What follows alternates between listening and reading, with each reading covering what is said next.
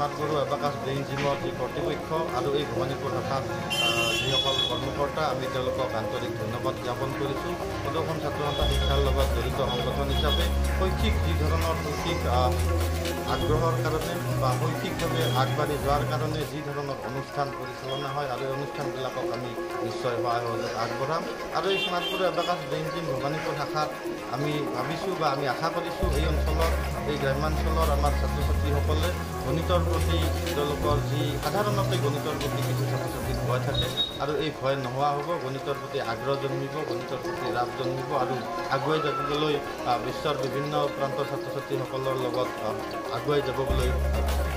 আচলতে আজি যি এটা অনুষ্ঠান মই আজি আনুষ্ঠানিকভাৱে বন্তি প্ৰজ্বলন কৰি ইয়াৰ শুভাৰম্ভণি কৰিলোঁ।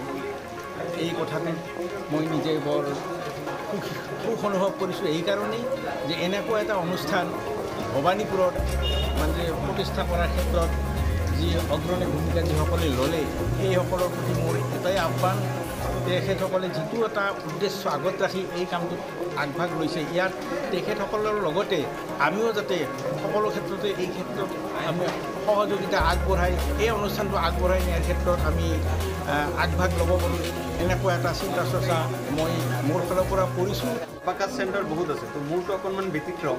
আপোনালোকে নাম চালে গম পাব যে স্মাৰ্ট গুৰু, মানে গুৰু স্মাৰ্ট হ'লে মানে ছাত্ৰ ছাত্ৰী স্মাৰ্ট হ'ব, তেওঁৰ শিষ্যবিলাক স্মাৰ্ট হ'ব। গতিকে মূল উদ্দেশ্য হ'ল মোৰ চহৰ অঞ্চল, গাঁও অঞ্চল হওক, ইয়াৰ চহৰ অঞ্চল হওক, ভিতৰুৱা অঞ্চল হওক, মোৰ এবাকাছত সকলো ষ্টুডেণ্টে মই স্মাৰ্ট বনাওঁ।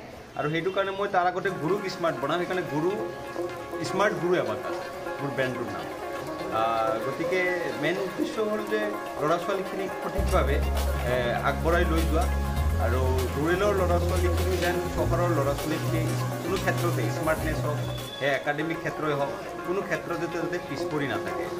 আৰু মই আৰু এটা কথা আগতে ক'লোঁ আপোনালোকক যে এবাকাছে বেলেগতকৈ বেলেগ। কেনেকুৱা বেলেগ যে আমি কেৱল এবাকাছ নিশিকাওঁ, আমাৰ ইয়াতে মেডিটেশ্যন থাকে, বাচ্চাৰ ব্ৰেইন জিম থাকে, যিটো ব্ৰেইন এক্সাৰচাইজ বুলি কয়, এইবিলাকতো বিভিন্ন পদ্ধতিৰে আমি ব্ৰেইন ডেভেলপমেণ্টখিনি কৰাওঁ আৰু এবাকাছ কৰাওঁ। আৰু তাৰপিছত আমি তেওঁলোকক জেনেৰেল নলেজখিনি আমি শিকাই দিওঁ, ব্ৰেইন জিমৰ লগত জেনেৰেল নলেজখিনি আমি ইনক্লুড কৰি দিছোঁ, যিটো বেলেগ এবাকাছে কৰা নাই।